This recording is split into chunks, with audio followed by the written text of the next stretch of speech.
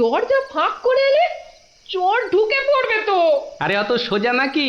শক্ত না সোজা, চুরি হলেই বুঝবে মজা। আরে ওই বাসকে 2000 টাকা আছে না। 2000 টাকা শুনে জিভে জল চলে আসছে। চোর ঢুকলে তো ওই টাকাটা নিয়েই পালাবে। গোপালের বাড়িতে চোর ঢুকতে পারে কিন্তু বেরোতে পারে না, বুঝলে? দেখাই যাক গোপালের বাড়ি করতে কি পারি চুরি।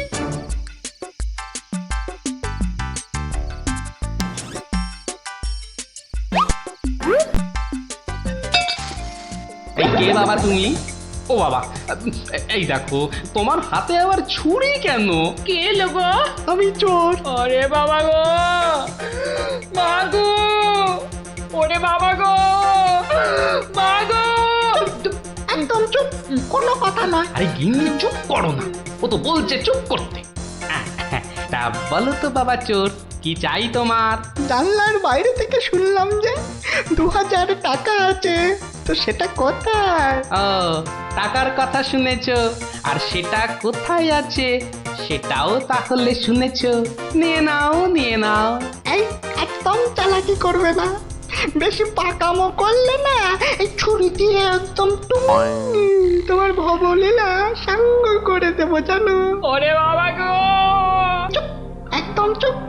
আর একটা কথা বললে এই ছুরি আর আমার হাতে না থেকে সোজা গিয়ে ঢুকবে কোথায়? তোমার পেটে।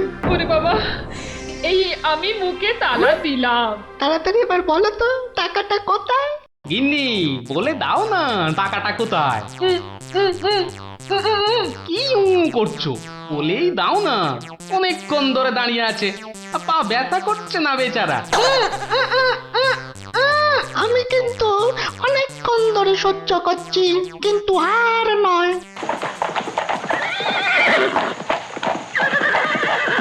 ও কি, এ আবার কিসের আওয়াজ? একদম চুপ। আমি দেখছি কোন বেটা এখন এলো। এ কি? কি দেখছো? চুপ। আরে ব্যাপার কি হে, এত মুষড়ে পড়লে কেন বলো দেখি? ডাকাতের দল। ও এবার বুঝি প্রাণটা গেল। এবার মনে হচ্ছে প্রাণটা গেলই। বাবু, ওরা দেখলেই আমাকে কচু কাটা করবে। এ কি গো, আমি এখন আমার বাবু হয়ে গেলাম? এই দরজাটা খোল, ভাই আমাকে বাঁচান। দরজাটা খোল। এই দেখো কাণ্ড, এ তো পুরো পাল্টি করে দিলে গো কেলো। কিছুক্ষণ আগে গিন্নি তোমাকে এই কথাই বলছিল না, আর এখন তুমি সে কথা আমাকে বলছো। আপনি বাঁচলে বাপের না। মা, আপনি না বাঁচালে ওরা ঠেঙিয়ে আমায় তক্তা বানিয়ে দেবে মা জননী। তকটা কেন, ওরা তোমাকে ঠেঙিয়ে কাঠের গুঁড়ো করে ফেললো। আমি তোমাকে বাঁচাবো না। তুমি বলেছিলে না তোমার হাতে ছুরি তোমার হাতে না থেকে আমার পেটে এসে ঢুকবে। এবার কেমন? কি হলো, দরজাটা খুলতে বলছি না? আরে বাবা ভয় পেও না, ভয় পেও না, কথাটা কানে যাচ্ছে না নাকি? দরজাটা খোল। বাবু, বাবু গিন্নিমা এবারের মতো বাঁচিয়ে দিন। এই আমি গান ধরে উঠবাস করছি। ঠিক আছে, তোমায় তোমায় লুকিয়ে রাখছি। কি বলছো? আগে নিজেরা প্রাণে বাঁচি। তবে রে, এবার ভেঙেই ফেলবো দরজাটা। বাবু, দরজা তো ভেঙে ফেললো বলে। এই চুপ, কোনো শব্দ করিস না, কোনো শব্দ নয়। শব্দ কি? আমি নিঃশ্বাস পর্যন্ত ফেলবো না। এই তাহলে তো মারা যাবি রে। ওর মরাই দরকার। বেটার ছেলে আমার ভুঁড়ি ফাটাবে বলেছিল। এ বাবা, ডাকাত যে ঢুকে পড়লো গো।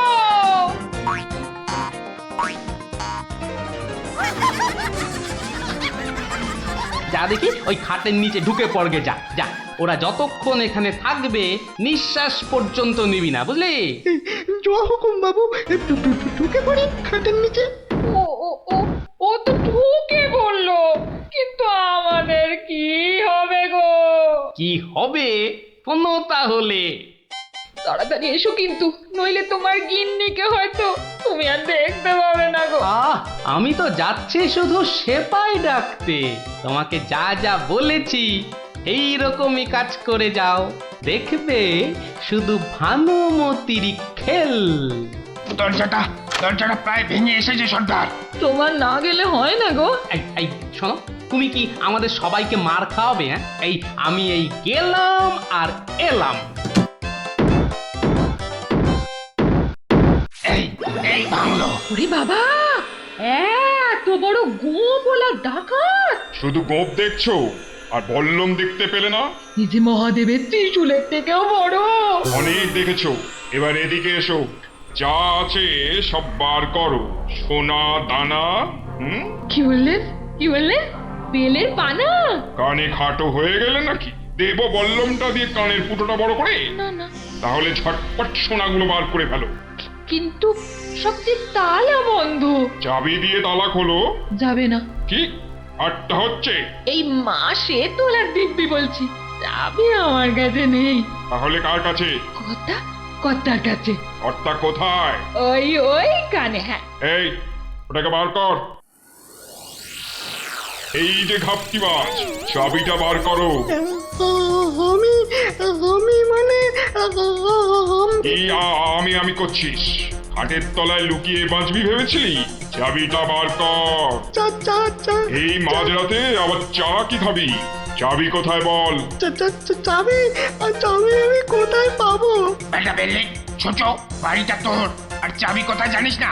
বাবা বিশ্বামিত্রের দিব্যি, চাবি কোথায় আমি জানি না। এটা ইঁদুর কাক তোর গিন্নি বলছে, আর তুই বলছিলি তুই চাবি কোথায় জানিস না? মা কালী, মা শীতলা, মা বিশ্বামিত্র সবার দিব্যি, আমি এই বাড়ির কেউ নই। এটা ভাম বিড়াল, এই দেখছি সোজা কথায় কাজ হবে না। এই সব লাগাতো ভালো করে উত্তম মধ্যম। চাবিটা দিয়ে দাও না গো। কি রে বাবা? মার খেলে বাবা মা সবার নাম নতুন করে মনে পড়বে। শুরু কর। আহা, কত মার খাচ্ছ! বলেই দাও না বাবা, তোমার জীবনের থেকে কি ওই সোনা দানার দাম বেশি? উড়ে উড়ে হয়ে গেলাম, চেপে গেলাম, ছবি হয়ে গেলাম। বাঁচাও, বাঁচাও! আর চালাকি করতে হবে না, বাঁচতে চাস তো চাবি দে। দাও না গো লক্ষ্মীটি। দিয়ে দে, তোর বউও বলছে। আমার বউ, ওকে আমি এই প্রথম দেখছি। বাবু, এ আমার কি হলো গো? আমার স্বামী বোধহয় পাগল হয়ে গেল গো। চুপ, একদম চুপ। নিজের বউকে চিনতে পারা যাচ্ছে না না? তোমরা বিশ্বাস করো? লাগা ভালো করে, লাগা উত্তম মধ্যম। বাঁচাও, বাঁচাও, হাত মরা করে ফেললো গো। বাঁচাও, খেতে করে দিলে গো। বাঁচাও, বাঁচাও গো, পুরো করে দিলে গো। জোরে জোরে পা ফেলি। দরজা প্রায় ভেঙে ফেললো বলে ডাকাতগুলোকে দেখার বড় ইচ্ছা ছিল গো। সে তো আর এখন হলো না। একেবারে সিপাহীদের নিয়ে এসেই দেখবো। হেঁটে হবে না, হেঁটে হবে না, দৌড়তে হবে, দৌড়তে হবে। ওরে বাবা, দৌড়লে আমার এই টুসটুসে ভুঁড়িটার বড্ড কষ্ট হয়। পৌঁছে গেছি, পৌঁছে গেছি। এই যে। আরে গোপাল বাবু, এত রাতে? আগে বাড়িতে অতিথি এসেছে। বাড়িতে এত রাতে অতিথি? রাতের অতিথি মানে বুঝতে পারছো না? চোর এসেছে, সঙ্গে ডাকাতও পড়েছে। কি বলছেন? আরে দেখো কাণ্ড, মুখের হাঁটা বন্ধ করে এবার চলো দেখি। তাদের তো সেবা যত্ন করতে হবে নাকি? সেবা যত্ন মানে তো ধোলাই দিতে হবে। বলছি না, মুখটা বন্ধ করে কাজটা করতে চলো। চলুন চলুন চলুন চলুন, এই এই সব চলো আমার সাথে। নাটকটা দারুণ জমেছে। যা যা ভেবেছিলাম ঠিক তাই। আমার গিন্নিরও জবাব নেই। আহা, কি অভিনয়! আহা, যাকে এবার কেলোটাকে উদ্ধার করতে হবে। গোপাল বাবু, ডাকাত কোথায়? বলি ডাকাত কি গাছের আম যে গাছে ঝুলে থাকবে আর তোমরা টুপ টুপ করে পারবে? হ্যাঁ ডাকাত কি তাহলে ঘরের ভেতরে? হ্যাঁ, ভেতরে যাও, গেলেই দেখতে পাবে। ওই তো ওরা, ওই তো ওরা, ওই তো, ধরো ধরো ওদের, ধরো, বাঁধো। এ কি, রাত সেপাই এলো কি করে? এবারে বুঝবে কত বেলে কত রস। এবার বলুন চোরটা কোথায়? ওহো, চোর মানে কেলো। ওর অবস্থা এখন চ্যাপটা মূলো। ওইটা? হ্যাঁ, এই দেখো তবে ওকে আর মেরো না, বুঝলে? ও যথেষ্ট মার খেয়েছে। যতই মার খাক, আমার হাতে তো মার খায়নি, বলে কিনা ছুরি দিয়ে আমার ভুঁড়ি ফাঁসিয়ে দেবে। গিন্নি গিন্নি, এবারের মতো ওকে ক্ষমা করে দাও। দেব, তবে এই একটা চড় মেরে।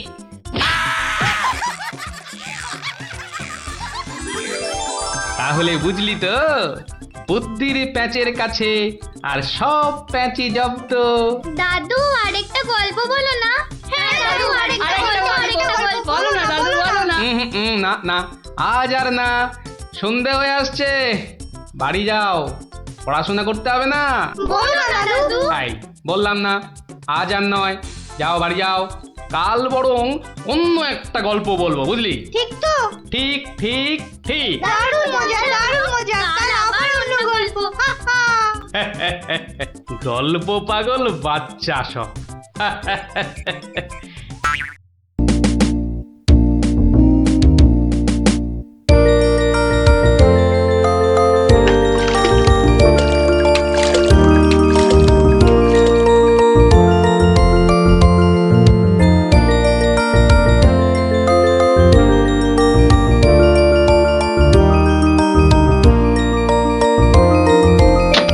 ওই তো।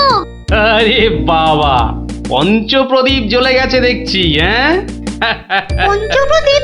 পঞ্চপ্রদীপ বলতে? আরে বাবা, 5 প্রদীপের তোরাই তো 5 সলতে রে, হ্যাঁ? কি ব্যাপার রে গুলটে, দুপুরের খেটনটা তো জম্পেশ হয়েছে দেখছি। তা কি দিয়ে ভাত খেলি? আজ ইলিশ মাছ হয়েছিল দাদু। ইলিশ? বলিস কি রে? গোপাল দাদু, গোপাল দাদু, ইলিশ মাছের একটা গল্প বলো না। হ্যাঁ দাদু, একটা ইলিশ মাছের গল্প শোনাও। ঠিক আছে ঠিক আছে, আজ বরং ওই ইলিশেরই একটা ঘটনা শোনাই তোদের, বুঝলি? শোন তবে। একদিন মহারাজ কৃষ্ণচন্দ্রের মহামন্ত্রী বাজার থেকে একজোড়া ইলিশ কিনে ফিরছেন, বুঝলি? এমন সময় নাম হই মন্ত্রী মশাই। নমস্কার নমস্কার। একেরে জোড়া হিলসা কি না ফিরতেছেন দেখি। কদিন থেকে গিন্নি ইলিশ খাবো করে মাথা খারাপ করে দিচ্ছে। অগত্যা নিলাম দুটো কিনে। তা কত দাম নিল হিলসা গুলান? 300 টাকা কিলো। 300? কেন, খুব বেশি নিল নাকি? বেশি মানে? আপনারে একদম ঠকাই দেছে বেটা। বলো কি হে, ঠকিয়ে দিয়েছে? আল বাত ঠকাই দেছে। কালই তো ওই হোতল বাবু 200 টাকা কেজি দরে লইয়া আইলে। মাত্র 200 টাকা করে? তবে আর বলতেছি কেন, তোমার ফদল বাবু যে মাছটা কিনেছিল সেটা বোধহয় গঙ্গার ইলিশ, বুঝেছ? আর এগুলো হচ্ছে পাকা পদ্মার। আর কয়েন না মন্ত্রী মশাই, আপনার কথা শুই না ঘোড়াও হাসবা। এই নবদ্বীপে পদ্মা আসছে কোথায় কম দেখি। সে পদ্মা হলো গে আমাগো দেশে, মানে বাংলাদেশে। বেটা গোমুখদের কি করে বোঝাই? ঠিক আছে বাবু, ঠিক আছে, আমার পয়সা আমি ঠকেছি, ব্যাস, তোমাদের কি? হ্যাঁ, আমি চলি।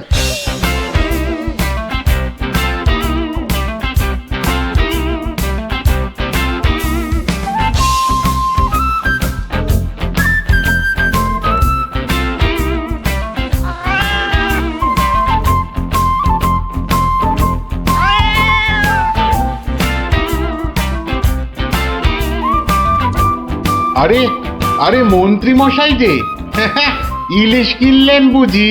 না কিনলে বিনি পয়সায় দেবেটাকে শুনি। সে কথা আমি বলছি নে, মানে জানতে চাচ্ছি কত করে নিল।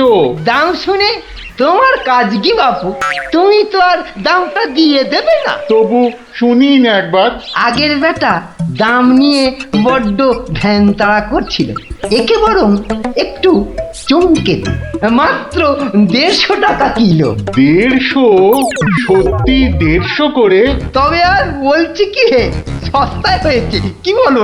খুবই সস্তায় পেয়ে গেছেন। অনেক দিন ওই মাছটার স্বাদ পাইনি। আপনি যদি কর্তা মারে বলে না, না বেশি নয়, এই 2-1 পিস যদি পাঠিয়ে দেন। এবারটা দেখছি এক কাটি বাড়া। কিছু বললে নাকি? হ্যাঁ না না, বলছিলাম কি কর্তামারে বলে যদি বলবো বলবো, কথা মারি নিশ্চয়ই বলবো, নিশ্চয়ই বলবো। ধন্যবাদ।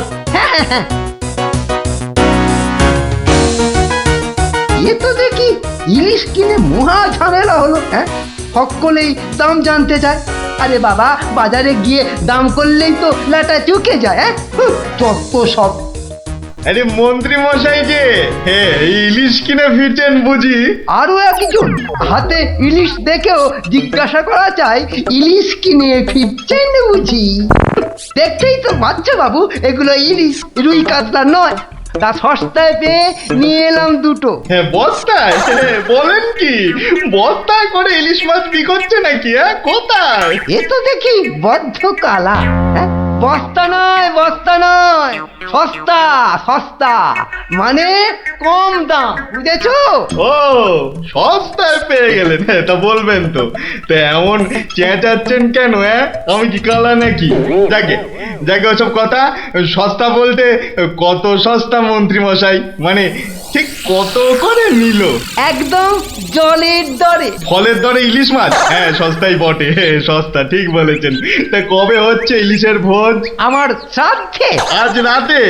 বলেন কি? তা বেশ, আমি আজ রাতেই না হয় একবার হাজির হয়ে যাবো। হ্যাঁ, কিছু বললে? পিছু পিছু চলতে পারলে তো ভালোই হতো। তবে তবে একটা জরুরি কাজ আছে কি না? এ তো দেখছি মহা ফ্যাসাদ। পেশাদ? আগে আপনাদের পেশাদ পাওয়া তো ভাগ্যের ব্যাপার। এখন তবে যাই মন্ত্রী মশাই, কি বলেন? যাই তবে।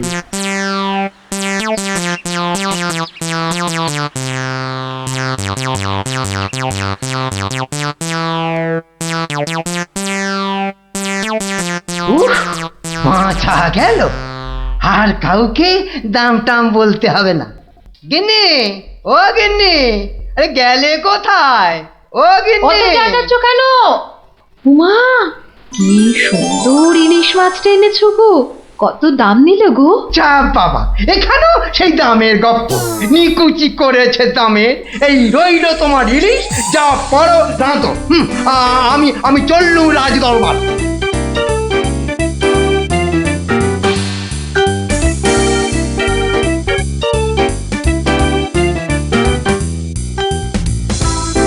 কি ব্যাপার মন্ত্রী, আজ এত দেরি হলো যে?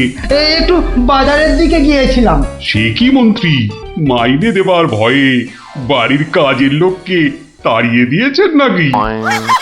না মহারাজ, তা নয়। তবে কি না, তবে তবে কি মন্ত্রী? আসলে মহারাজ, গিন্নি কদিন যাবৎ বড্ড ইলিশ ইলিশ করছিল, তাই আমি নিজে গিয়ে তা বলবো কি মহারাজ, ইয়া বড় বড় ইলিশ ধরা পড়েছে। ধরা পড়েছে? বলেন কি মন্ত্রী? ইলিশা চোর না ডাকাত যে ধরা পড়বে?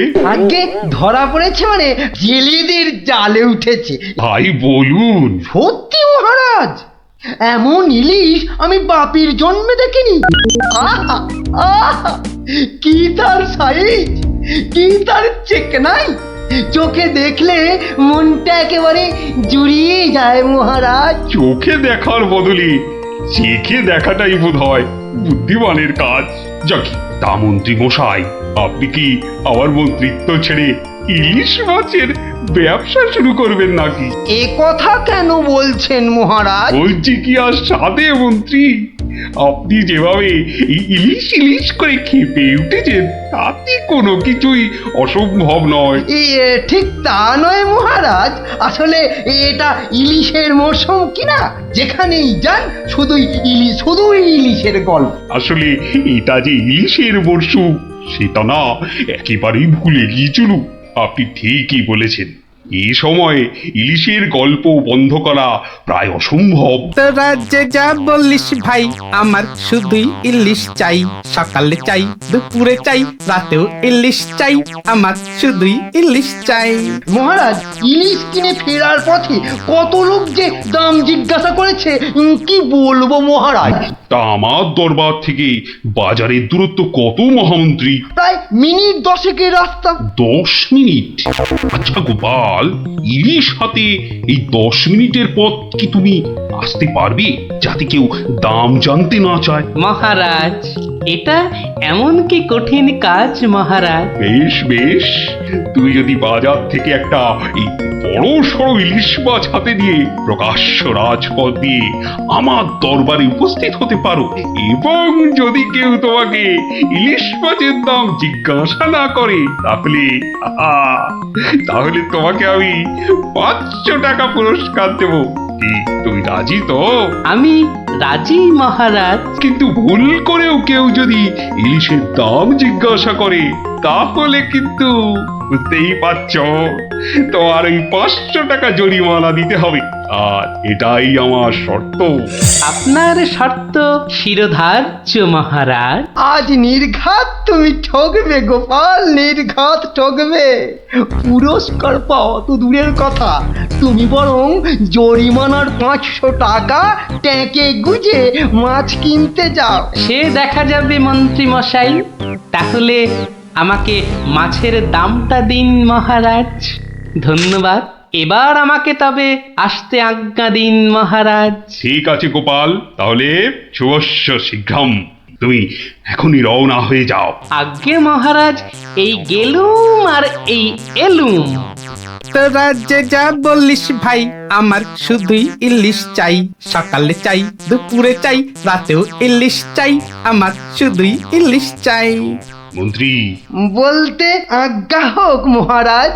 আপনি আপনার বিশ্বস্ত কোনো লোককে পাঠান, যে গোপালকে অনুসরণ করবে আর রাজপথে যা যা ঘটেছে তার বর্ণনা দেবে। কিন্তু সাবধান, গোপাল যেন ঘুণাক্ষরেও কিছু টের না পায়। আপনি নিশ্চিন্তে থাকুন মহারাজ, আমি আমার সবচেয়ে বিশ্বস্ত অনুচরকে পাঠাচ্ছি।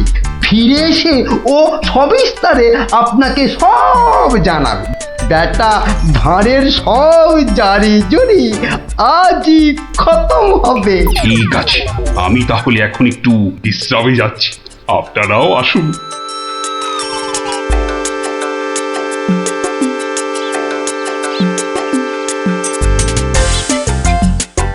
বটা আছো নাকি? ভেতরে আসতে আজ্ঞা হোক হুজুর। তার দরকার নেই, তোমাকে একটা গুরুত্বপূর্ণ কাজের দায়িত্ব দিতে এসেছি বটা। কাজটা করা চাই কিন্তু। নিশ্চয়ই নিশ্চয়ই, কি করতে হবে শুধু বলুন। শোনো, মহারাজ গোপালকে ইলিশ মাছ কিনতে পাঠিয়েছে। তুমি এক্ষুনি বাজারে চলে যাও। গোপাল মাছ নিয়ে ফেরার সময় যেভাবেই হোক মাছের দামটা জেনে নিতে হবে, বুঝেছো? কিন্তু সাবধান, আমি যে তোমাকে পাঠিয়েছি সে কথা ঘুণাক্ষরেও যেন কেউ জানতে না পারে। আপনি নিশ্চিন্তে থাকুন মন্ত্রী মশাই। ঠিক আছে ঠিক আছে, তুমি রওনা দাও, রাজসভায় দেখা হবে, কেমন? হ্যাঁ, কি গো, পাগল টাগল হয়ে গেলে নাকি? এইসব ছাই বর্ষ মাখতেছে বড়। ও গো, আমার কি হলো গো? ওনাকে বোধহয় তেনারা ভর করেছে। ও গো, কি হলো গো? রাম রাম রাম রাম রাম রাম রাম রাম রাম রাম রাম রাম রাম রাম রাম রাম। ও গো, তুমি মরা কান্না থামাবে গিন্নি? থামবো কি গো? তেনারা তোমাকে ধরলেন আর আমি তেরি ছাই। আরে বাবা, ইলিশ মাছ কিনতে যাচ্ছে কিনা, তাই তাই সব ছাই বর্ষ মাখছো? হাতে কড়কড়ে 500 টাকা এনে দিলে বুঝবে এই সাজের কি মহিমা। যাক, এখন আমি তৈরি, এবার চলি গিন্নি। টাটা।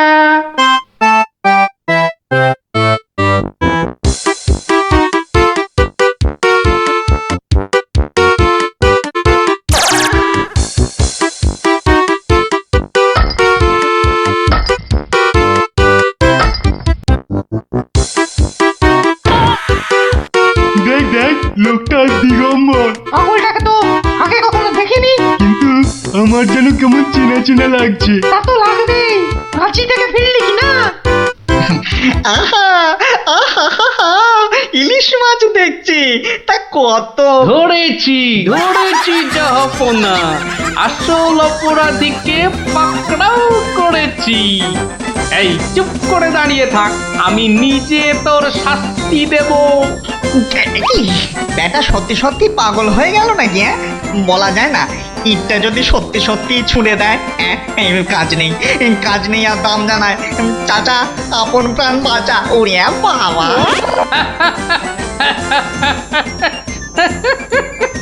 বেটা, ঘুঘু দেখেছো?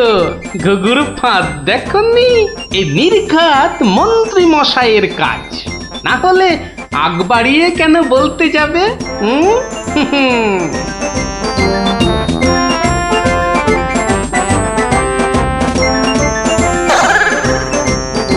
গোপাল, সে কি তোমার এই অবস্থা কেন? আগে এটার জন্য হুজুর। তার মানে? আপনার কথা মতো ইলিশ এনেছি মহারাজ, কিন্তু বিশ্বাস করুন মাছের দাম নিয়ে কেউ কোনো প্রশ্নই করেনি মহারাজ। বটি, মন্ত্রী, আপনার অনুচরদের ডাকুন। আমি হাজির মহারাজ। তুমি দেখেছো গোপালকে ইলিশের দাম নিয়ে কেউ কিচ্ছু বলেনি? হ্যাঁ মহারাজ, দেখেছি। কিন্তু কিন্তু কি? মানে গোপাল ভাঁড় পাগল হয়ে গেছে। সে কি? আজ্ঞে মহারাজ, পাগল না সাজলে মন্ত্রী মশাই আজ যে জিতে যেতেন। তার মানে? মানে আর কিছুই নয় মহারাজ, মন্ত্রী মশাইয়ের অনুচরই আমাকে দাম জিজ্ঞেস করতে যাচ্ছিল, তাই বাধ্য হয়ে। ব্যাপারটা একটু খুলে বলবে গোপাল? তবে শুনুন মহারাজ। লোকটা দিগম্বর। ইলিশ মাছ দেখছি, তা কত? আসল অপরাধীকে পাকড়াও করেছি। ব্যাটা সত্যি সত্যি পাগল হয়ে গেল নাকি? ওরে বাবা!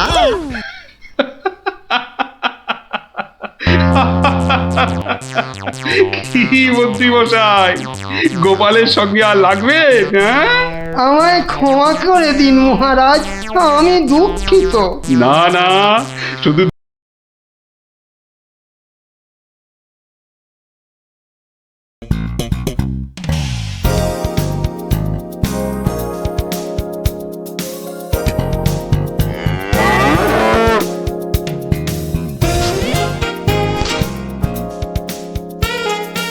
দিদি, এই দিদি, গোপাল দাদু, চল তাড়াতাড়ি।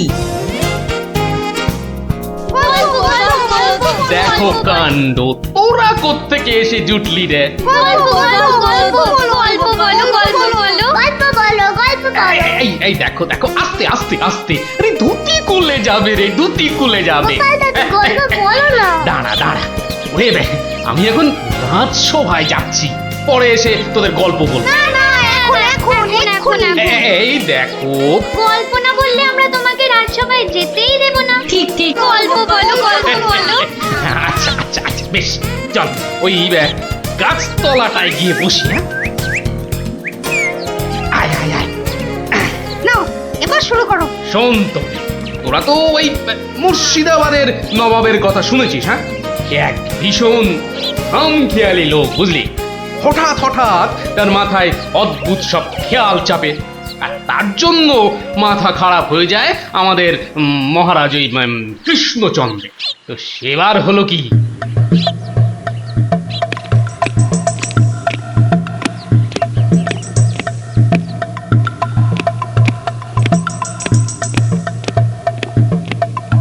অনেক দিন হয়ে গেল এক জায়গায় একটানা বসে আছি।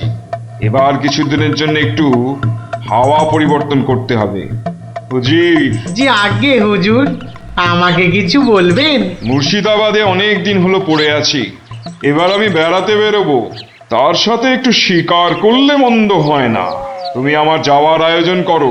আপনি কোথায় যাবার জন্য ইচ্ছা প্রকাশ করেন জাহাপানা? কাছাকাছি এমন কোথাও যেখানকার পরিবেশ চৌস্ত হবে আর শিকারেরও বন্দোবস্ত করা যেতে পারে, এমন কোন জায়গা হদিশ আছে তোমার কাছে? এমন একটা জায়গা আছে বটে, আর সেটা আপনার পরিচিত জায়গা। আমার পরিচিত জায়গা? কোন সে জায়গা? কেন হুজুর, আপনি মহারাজ কৃষ্ণচন্দ্রের কথা ভুলে গেলেন? কৃষ্ণচন্দ্র? হ্যাঁ হ্যাঁ, তিনি তো আপনাকে বারবারই সেখানে যেতে বলেছেন। ওখানকার পরিবেশও অত্যন্ত ভালো, আর কাছে পিঠে বন জঙ্গলও আছে। আপনার মনোবাসনা সেখানে সহজেই পূরণ হবে হুজুর। ঠিক বলেছো হুজি, ঠিক বলেছো। তুমি এখনই কৃষ্ণচন্দ্রকে সংবাদ পাঠিয়ে দাও যে আমি ওর রাজ্যে কিছুদিনের মধ্যেই ছাউনি ফেলবো। তিনি যেন আমাকে অভ্যর্থনা করার জন্য প্রস্তুত থাকেন। যাও।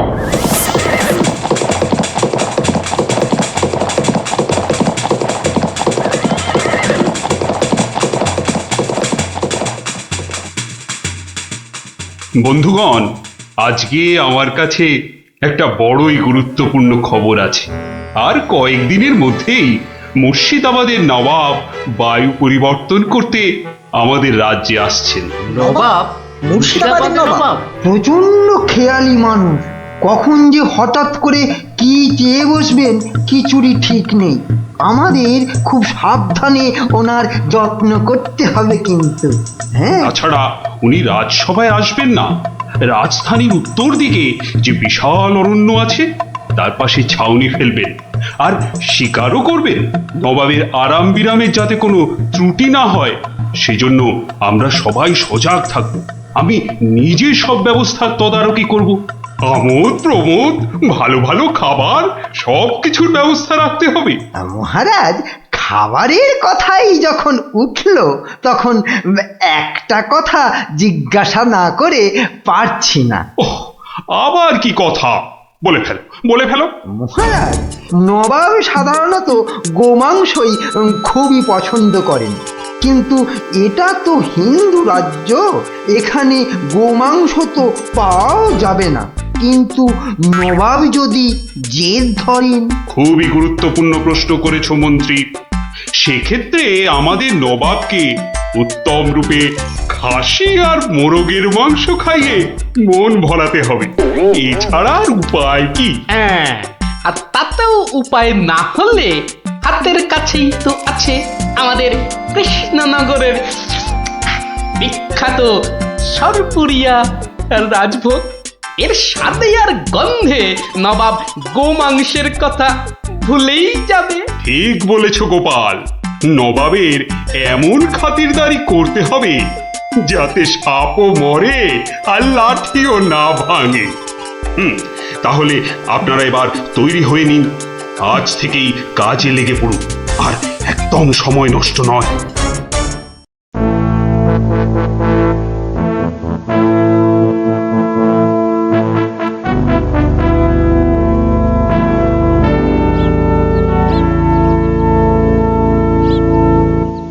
বাহ, বহুত খুব, বড়ই জবরদস্ত চিজ। কি নাম বললেন এই খাবারের? আগে হুজুর, সরপুরিয়া আমাদের রাজ্যের সব থেকে জনপ্রিয় মিষ্টি। তা আমাদের বাবুর্চিকে শিখিয়ে দিলে সে এরকম জবরদস্ত জিনিস নিশ্চয়ই পাকাতে পারবে। নিশ্চয়ই জাহাপনা। তাছাড়া মোগলাই খানার সাথে সরপুরিয়া বেশ ভালোই লাগবে বোধহয়। ভালোই লাগবে। আর তার সাথে একটু মোগলাই গরম মশলা মেশালে স্বাদ আরো বেড়ে যাবে। মিষ্টিতে গরম মশলা? বাবার জন্মেও শুনিনি। কিছু কি আপনি বলতে চাইছেন? না না না না না না, মানে আপনার ভাবনা খুবই ভালো হুজুর। আমাদের ময়রা আপনার বাবুর্চিকে সব শিখিয়ে দেবে। কি হলো? বাইরে এত গোলমাল কিসের? একবার দেখো তো।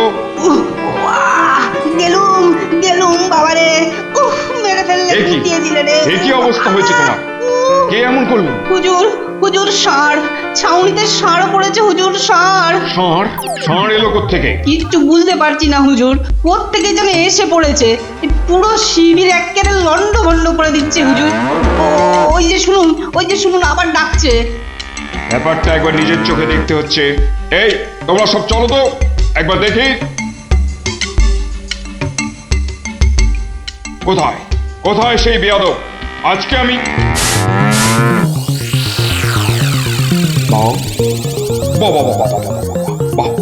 বহুত খুব, কি চমৎকার ষাঁড়, কি নধর দেহ, যেন তেল চুইয়ে পড়ছে। একেবারে জবরদস্ত গোস্ত। হুজুর আমরা সবাই মিলে এখনই ওটাকে তাড়িয়ে দিচ্ছি। এই না না না, দাঁড়িও না, ইসকো পাকড়ো। পাকড়ো মানে? কি সুন্দর শরীর, চমৎকার মাংস হবে। বেটাকে ভালো করে ধর, আর শুনে রাখ, কাল এই ষাঁড়টাকেই জবাই করে আমার খানা পাকানো হবে। এই মাটি করেছে, এই যে মহারাজ কৃষ্ণচন্দ্রের পিতৃশ্রাদ্ধের বিসর্গ সার এবার নবাবের কবলে পড়েছে, ওর আর রক্ষে নেই। যাই তাড়াতাড়ি রাজসভায় যেতে হবে, খবরটা শুনলে মহারাজ নির্ঘাত মূর্ছা যাবেন। জাহাপনা, এবার আমাকে বিদায় দিন, রাজসভায় যেতে হবে, অনেক কাজ পড়ে আছে। হ্যাঁ, এবার আপনি আসুন। আর আগামীকাল আমি এখানে একটা বিরাট ভোজ সভার আয়োজন করছি। কাল তাই আপনাদের মহারাজকে এখানে আসতে বলবেন। রাজাকে কাল আমি আদা দিয়ে ষাঁড়ের কোরমা খাওয়াবো, বুঝলেন? ঠিক আছে, সেলাম হুজুর, আদাব। আদাব আদাব, হ্যাঁ। আদা দিয়ে কোরমা হবে কাল।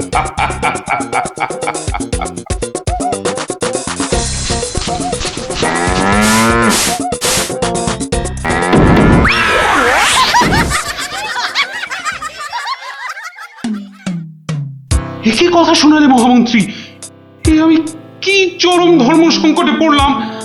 আমার পিতা শ্রাদ্ধে উৎসর্গ করে ষাঁড়টাকে ধর্মের নামে ছেড়ে দিয়েছিলাম। বৃষোৎসর্গের বৃষ মারা পড়লে যে আমার পিতৃপুরুষ নরকে যাবে। কিন্তু নবাবের হাত থেকে ওকে উদ্ধার করার উপায়ই বা কি? নবাব যাকে খেতে চাইছেন তাকে ছিনিয়ে আনার চেষ্টা মানে তো রাজদ্রোহ বই তো কিছু নয়। তাই তো, ওরে বাবা, সর্বনাশ হয়ে গেল, সর্বনাশ হয়ে গেল।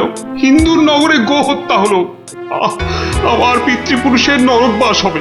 কোনো উপায় নেই ঠেকাবার। যত সব বদমাইশ নবাব।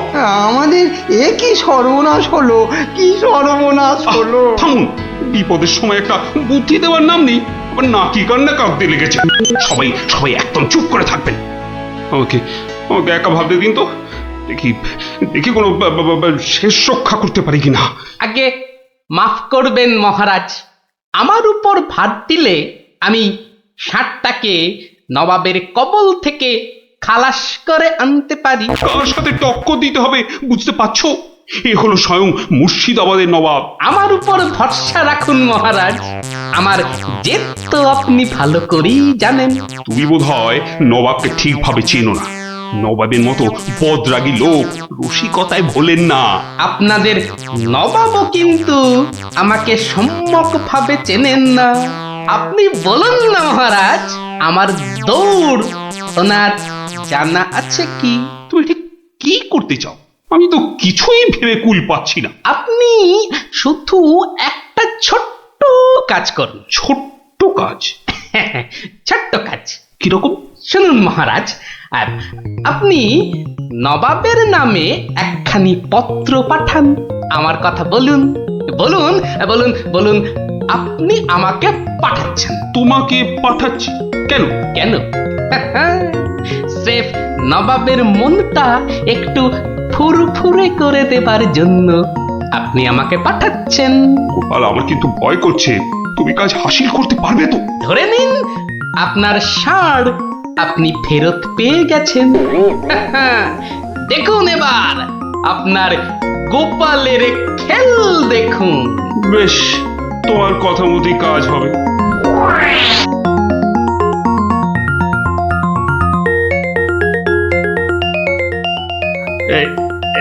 এই আমি চিঠি লিখে দিচ্ছি। প্রণাম মহারাজ, এই চললাম আমি ষাঁড় উদ্ধার অভিযানে।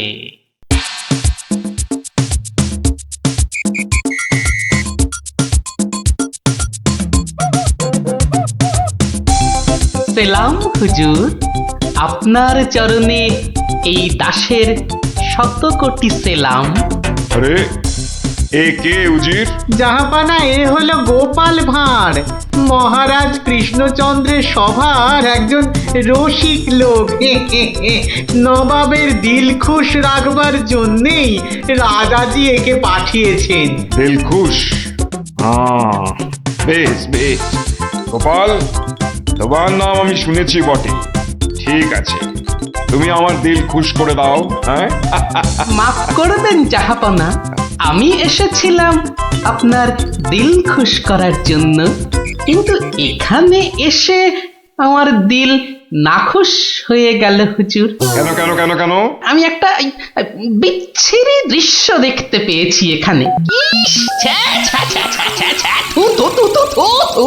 কি দৃশ্য তুমি দেখলে যে এত নফরত? হুজুর, ওই নোংরা সাপটা কেন আপনার পবিত্র শিবিরে বেঁধে রেখেছেন জাহাপনা? নোংরা বলছো কেন? বেশ তাগড়াই আছে, ভালো গোস্ত হবে। হ্যাঁ হুজুর, খেয়ে ফেলুন, খেয়ে ফেলুন, যত তাড়াতাড়ি পারেন সাপটাকে খেয়ে ফেলুন। তুমি হিন্দু হয়ে ষাঁড় খাওয়ার কথা বলছো? হুজুর, ওই সাপটা বড়ই নোংরা। ও যা উৎপাত করে, গোটা দেশের লোক ওর জ্বালায় একেবারে অস্থির হয়ে যায় হুজুর। কে উৎপাত করে? গুটিয়ে দেয়? না হুজুর, তাহলে তো ল্যাটা চুকেই যেত। কিন্তু ওই সার যা করে, এই ও আমি মুখে আনতে পারবো না হুজুর। রামো রামো ওয়াক ওয়াক, থু থু থু। আরে বলেই ফেলো না, কি কাজ করে? কি আর বলবো জাহাপনা, ওর জ্বালায় মাঠে কারোর বড় বাইরে করার উপায় নেই। কেন কেন কেন? কেন বলবো? বলেই ফেলি। হ্যাঁ, মানে ও মল ভিন্ন, মানে ওই ওই নোংরা ভিন্ন আর কি, আর কিছুই খায় না। মানে ওই গু খেকো সাপ। গু খেকো ষাঁড়? হুজুর, ষাঁড়টা ওই গুয়ের লোভেই মাঠে মাঠে ঘোরে। কোনো লোককে মাঠে বসতে দেখলেই হলো তাকে গুটিয়ে একেবারে তুলে দিয়ে তার ময়লাটা খেয়ে ফেলে। ছি ছি ছি, ছ্যা, ছ্যা, ছ্যা, ছ্যা, ছ্যা, ছ্যা। হ্যাঁ জাহাপনা, ওকে আপনি ওই যত তাড়াতাড়ি খেয়ে ফেলুন।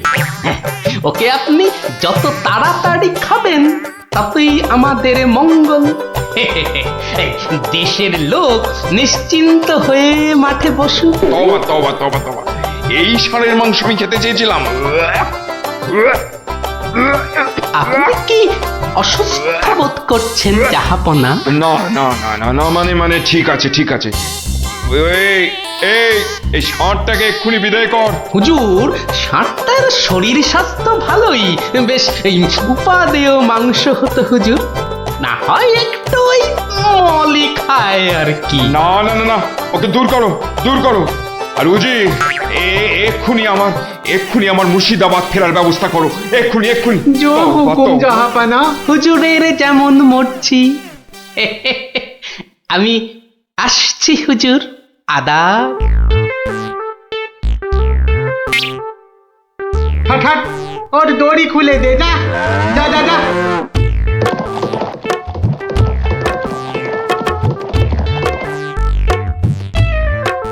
ধন্য ধন্য তুমি গোপাল, চমৎকার চমৎকার। তুই ভাবা যায় না, তুই আজ আমাকে ধর্ম সংকট থেকে বাঁচালে। মন্ত্রী মন্ত্রী, গোপালকে 2000 টাকা পুরস্কার দাও এক্ষুনি। মহারাজের জয় হোক। ব্যাস, নবাব ষাটটাকে ছেড়ে দিয়ে মুর্শিদাবাদ পালালেন, আর আমাদেরও ঘাম দিয়ে জ্বর ছাড়লো। তোরা সব খুশি তো? হ্যাঁ, এবার তাহলে আমি রাজসভায় যাই। কাল কিন্তু আর একটা গল্প বলতে হবে। আচ্ছা বাবা, আচ্ছা, বলবো বলবো।